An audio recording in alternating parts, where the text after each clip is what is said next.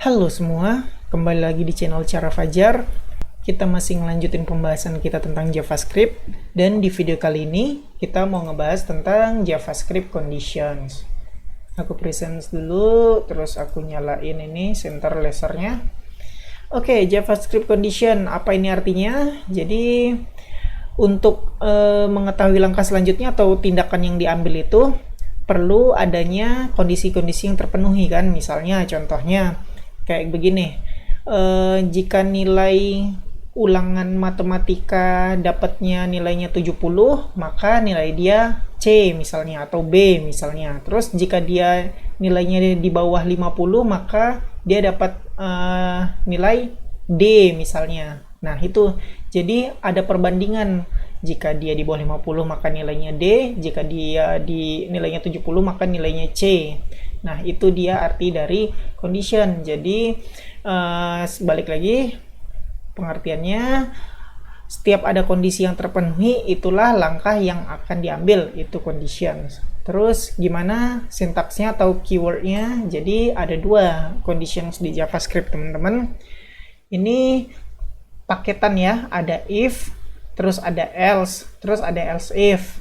Nah, ini untuk lebih jelasnya kita langsung ke prakteknya. Terus yang kedua juga ada switch case. Jadi pemakaian ini sama ini berbeda tergantung jenis kondisionalnya.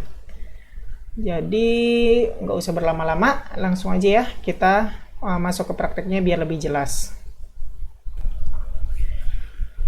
Nah, ini aku udah bikin satu file namanya next.html dengan isinya masih HTML5 biasa, struktur HTML5 biasa dengan ditambah text script untuk kita scripting JavaScript di sini. Oke, sekarang kita mau bahas satu persatu ya. Tadi conditional itu ada dua, ada if sama ada switch case. Yang mana if itu ternyata ada lagi di dalamnya, if doang. Ada if ditemenin sama else, ada if ditemenin sama else if, ditemenin sama else juga. Jadi ada tiga. Oke, kita mau bahas satu persatu ya, mulai dari if dulu. Oke, sekarang aku mau kita cek kondisi.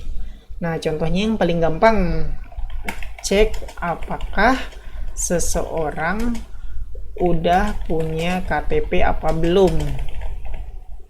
Nah, gimana ceknya? Kalau di Indonesia kan orang yang punya KTP itu harus umurnya 17 tahun ke atas. Jadi, jika umur lebih besar sama dengan 17, jadi 17 masih termasuk juga, maka punya KTP.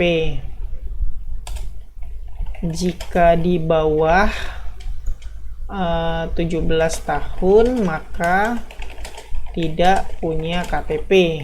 Nah, sekarang begini. Oke, gimana cara penulisan if conditional? Jadi, cara penulisan sintaksnya adalah if, buka kurung tutup kurung, buka kurung kurawal, tutup kurung kurawal. Nah, di sini, di dalam kurung ini merupakan parameter yang mau dicek. Nah, sekarang kita lihat lagi soalnya. Kita mau ngelihat apakah kita mau ngecek apakah seseorang udah punya KTP apa belum. Di Indonesia syaratnya umur yang jadi patokan. Jika lebih besar sama dengan 17 maka punya KTP. Oke, sekarang kita mau bikin. Sebelumnya aku bikin variabel dulu, var umur sama dengan. Nah, kita mau contohin umurnya berapa? 18 misalnya. Nah, ini jadi pembandingnya teman-teman. If umur lebih besar sama dengan 17. Nah, kenapa lebih besar sama dengan 17? Ini syaratnya teman-teman. Nah, jika umur lebih besar sama dengan 17, kita lakukan actionnya apa? Aku mau actionnya mengeluarkan alert aja, punya KTP. Nah, begini aja, simple. Oke, kita bahas lagi ya. Jika umur lebih besar sama dengan 17, maka melakukan ini. Kita lihat hasilnya benar, punya KTP. Kenapa? Karena umur ini lebih besar sama dengan 17. Kita cek. Umur nilainya 18. 18 lebih besar sama dengan 17 nggak? Iya, jika iya maka dia masuk ke sini, melakukan aksi ini sampai selesai, sampai keluar dari ini. Nah, kayak begitu caranya. Sekarang kita coba ubah umurnya jadi 16. Save. Nah, kita lihat. Aku refresh dulu. Tuh, nggak melakukan apa-apa, nggak ada alert. Kenapa? Karena umurnya 16. Kita cek, apakah 16 lebih besar sama dengan 17? Enggak kan? Jadi dia nggak masuk ke sini. Dia loncatin langsung ke sini. Tuh. Nah, karena kita nggak melakukan apa-apa di sini, ya udah kosong aja di sini. Jadi dia nggak melakukan apa-apa, nggak ada aksi apa-apa. Oke, kayak gitu aja teman-teman tentang if. Dia cuman ngebandingin satu aja, terus jika masuk maka dia, jika terpenuhi maka dia melakukan aksi di dalam if itu. Oke, sekarang lanjut. If ini udah, sekarang kita mau coba yang if ditemenin sama else. Oke, sekarang sama aja, kita langsung bikin aja sintaksnya else. Nah, karena else ini merupakan artinya sisanya, jika kondisi nggak terpenuhi, maka lakukan yang else. Jadi, karena ini merupakan sisa, jadi nggak perlu dicari apa yang menjadi perbandingannya. Oke, aku mau jika else dia akan alert tidak punya KTP. Bukan tidak punya, tapi belum punya KTP. Kita lihat save dan refresh. Hasilnya belum punya KTP. Kenapa? Kita cek apakah umur lebih besar sama dengan 17, umurnya 16. Lebih besar sama dengan 17 enggak kan? Jadi dia nggak masuk, dia langsung loncatin ke sini. Nah, karena dia loncatin ke sini, dia masuk ke else. Karena else ini nggak ada yang nggak dilakukan perbandingan, jadi otomatis langsung masuk aja ngejalanin ini. Nah, begitulah cara kerja dari if else, teman-teman. Cukup gampang ya, jika if cuman satu doang, kalau else kita tambahin, yaitu kita melakukan action jika if ini tidak terpenuhi. Nah, lanjut kita mau bahas yang if ditemenin sama else. If ditemenin sama else. Nah, karena ini ada 3, otomatis jawabannya butuh 3 kan? Kondisinya butuh 3 atau butuh lebih dari 2 yang mau dibandingin. Jadi, dengan contoh umur ini kita udah nggak bisa lagi memakai if, else, if sama else. Sekarang aku mau kasih contoh yang agak banyak. Misalnya, poin menentukan nilai. Jadi, kayak begini teman-teman. Ada ulangan matematika misalnya. Nah, mereka setiap poin itu dikasih nilai. Contohnya, jika nilainya 0 sampai 30, jika poinnya 0 sampai 30, poin yang benar, maka nilainya adalah E misalnya.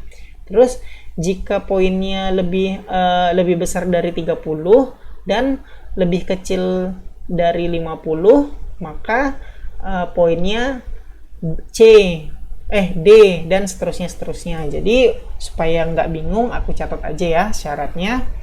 Jika poin mulai dari 0, lebih kecil dari 30, maka nilainya E misalnya. Terus yang kedua, jika poin, karena ini syaratnya lebih kecil dari 30, maka kita mulai dari lebih besar, jangan lebih kecil dari 30, tapi kita kasih lebih kecil sama dengan 30. Jadi, kalau nilai dia 30 pun, maka dia dapat, jika poinnya pun lebih kecil sama dengan 30 atau 30 termasuk, maka dia dapat nilainya E, karena kita pakai sama dengan. Oke, syarat yang kedua nih, jika poin karena ini lebih besar sama dengan 30, jadi kita harus ngasih lebih besar dari 30. Jadi jika dia poinnya 30, maka dia masuk yang ke sini. Jika dia di atas 30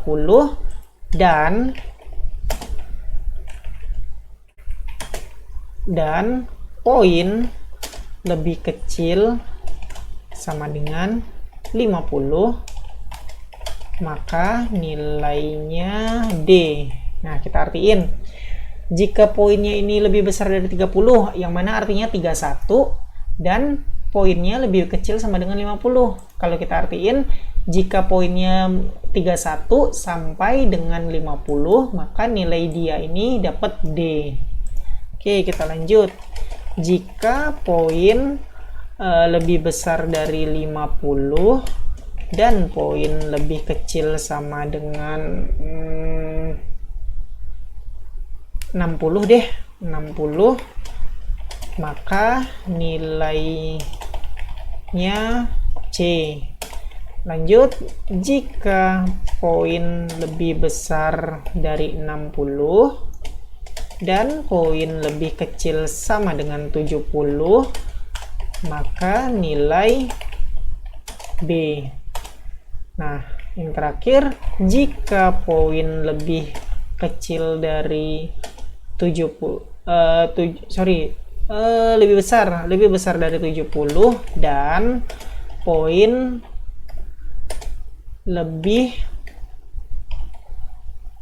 lebih kecil sama dengan, kok kayak begini, lebih kecil sama dengan 100, maka nilai A. Oke, kita udah punya kondisi begini teman-teman syaratnya. Kita mau coba satu persatu. Kayak biasa kita pakai if. Nah, pembandingnya adalah poin. Jadi aku bikin variabel dulu di sini poin. Nah, kita mau contoh pertama poinnya berapa nih? Misalnya dia dapat poin 59. Nah, kita cek. Jika poin, kita lihat syaratnya, lebih kecil sama dengan 30, lebih kecil sama dengan 30, maka aku kayak tadi aja, alert nilai E misalnya. Oke, sekarang ada kondisi yang kedua ini. Nah, pakainya gimana? Tadi kan kita udah pakai if sama else. Nah, karena kita ada kondisinya banyak, jadi kita bukan else aja, tapi jadi pakai if, else if, buka kurung tutup kurung, sama parameternya yang mau dibandingin di sini. Kita lihat yang kedua ini. Jika poin lebih besar dari 30, lihat dan, berarti kita pakai dan poin lebih kecil sama dengan 50, aku kasih spasi biar kelihatan tulisannya kayak begini aja, maka alert nilainya D, dan seterusnya sampai selesai ya. Jadi supaya cepat aku copy paste aja 50.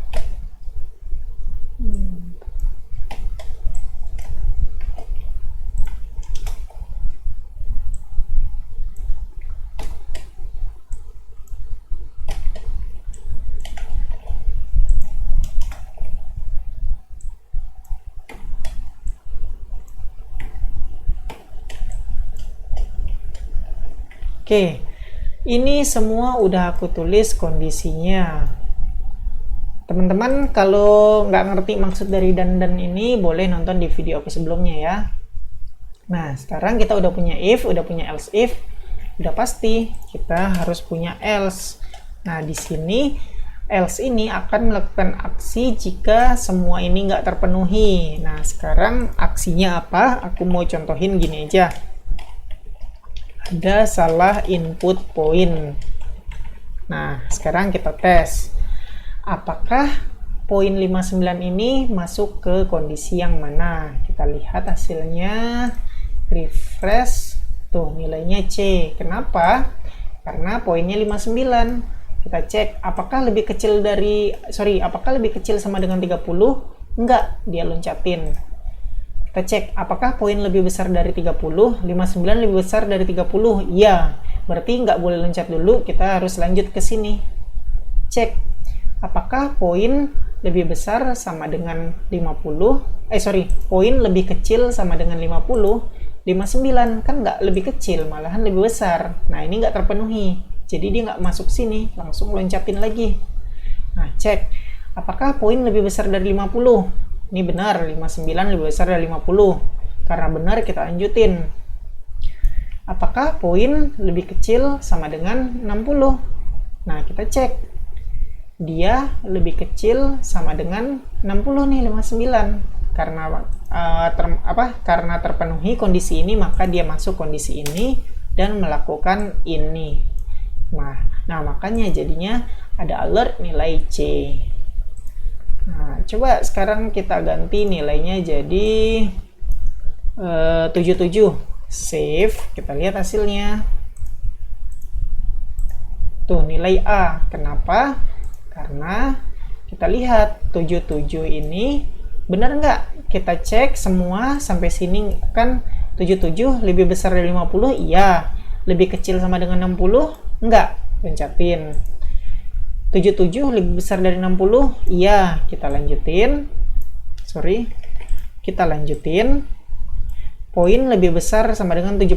77 lebih kecil sama dengan 70. Enggak, berarti loncatin. Kita lihat poin 77 lebih besar dari 70. Ya, lanjutin. Poin lebih kecil sama dengan 100. 77 lebih kecil sama dengan 100. Iya, termasuk. Maka dia masuk ke sini dan melakukan aksi ini. Makanya dia jadi melakukan aksi nilai A. Oke, sekarang kita mau coba yang else. Nah, kalau untuk else, lihat, untuk dapat masuk ke else harus di luar kondisi ini semua. Kita lihat kondisi terakhir atau kondisi pertama adalah lebih kecil sama dengan 30, atau kondisi terakhir lebih kecil sama dengan 100. Supaya nggak masuk sini kita harus lebih dari 100. Contohnya kita mau coba yang lebih kecil dari 30 ya, karena nggak masuk nilai sebentar, ini enggak, sorry salah, ini berapapun kita isi pasti dapatnya E. Tuh E, aku gedein ya, nggak kelihatan apa ya, sebentar. Refresh. Oh, ternyata alertnya tetap kecil juga. Nah, nilainya E teman-teman, jadi tetap, karena dia memenuhi kondisi yang ini, lebih kecil sama dengan 30. Jadi kita satu-satunya mau ngetes yang else ini adalah yang lebih besar sama dengan 100. Aku coba contohin 150 misalnya, save. Nah, kondisi ini semua udah dites, nggak masuk. Kita coba yang terakhir. Apakah poin lebih besar dari 70? 150 lebih besar dari 70? Ya, maka lanjut ke sini. Dicek lagi, apakah poin lebih kecil sama dengan 100? 150 lebih kecil sama dengan 100? Enggak kan? Berarti dia nggak masuk sini, loncat. Nah, karena semua kondisi nggak terpenuhi, maka dia dipaksa masuk ke else dan melakukan ini. Kita lihat hasilnya, refresh. Ada salah input poin. Nah, dia melakukan yang ini, alert ada salah input poin. Oke, begitu aja cara pakai dari conditional if, teman-teman. Semua ada cara pakainya. Jika if aja itu ada satu, jika if else maka perbandingannya ada dua, jika if sama else maka perbandingannya bisa ada banyak. Oke, teman-teman, kayak gitu aja tentang if. Oke, kita lanjutin lagi untuk conditions yang kedua, yaitu pakai switch case. Jadi switch case ini sebenarnya sama aja kayak if else, cuman sintaksnya aja yang beda, teman-teman. Oke, kita langsung aja coba ya. Cara penulisan atau sintaksnya adalah kayak begini. Kalau teman-teman pakai Visual Studio Code, ketik SW aja, langsung enter, tuh langsung muncul deh. Switch dalam kurung ini merupakan parameternya, sama kayak if tadi ya. Terus case value. Ini kayak di dalam if tadi, jika terpenuhi maka melakukan ini, jika nggak terpenuhi maka melakukan ini. Oke, sekarang aku mau case-nya sama kayak begini. Terus aku mau poinnya 59. Save. Nah, sekarang gimana teman-teman caranya? Sekarang aku mau pakai yang kayak begini. Untuk switch kita bisa kasih parameternya true aja di sini, dan pembandingnya kondisinya. Nah, kondisinya kita mau yang pertama kayak gini. jika poin lebih kecil dari sama dengan 30, maka melakukan ini, alert nilai E. Oke. Jika nggak masuk ke sini, maka melakukan yang ada di default ini. Nah, alertnya aku mau kasih ini aja, input value, input poin salah, kayak begini aja. Kita lihat save dan hasilnya adalah, ini refresh dulu ya, input poin salah. Kenapa? Karena syarat yang pertama ini lebih kecil sama dengan 30, sedangkan poin ada 59. Sama kayak yang if, dibandingin 59 lebih kecil sama dengan 30. Iya enggak, karena enggak maka dia loncatin. Nah, karena nggak ada pengecekan lagi, langsung masuk ke yang ini defaultnya. Langsung deh melakukan aksi ini, input poin salah. Sekarang kita coba lebih kecil sama dengan 30, aku kasih nilainya 29 supaya ini terpenuhi. Kita lihat hasilnya, save. Nah, hasilnya adalah refresh, input poin salah. Nah, kenapa ini begini teman-teman? Karena kita ini sebentar, lebih kecil sama dengan 30, aku belum ngeganti jadi 29. Save. Kita lihat hasilnya adalah refresh, nilai E. Kenapa? Karena terpenuhi, poin nilainya 29. 29 lebih kecil sama dengan 30, maka dia akan melakukan alert ini. Oke. Jadi sama aja kayak if else, aku mau copy paste aja biar cepat. Jadi kita emang harus masukin semuanya ke ini, apa namanya, ke dalam case-case-nya. Jika poin lebih besar dari 30 dan poin lebih kecil sama dengan 50, nilainya D. Aku copy paste aja biar cepat. Nah, ini 50, 60, nilainya C. 60, 70, nilainya B.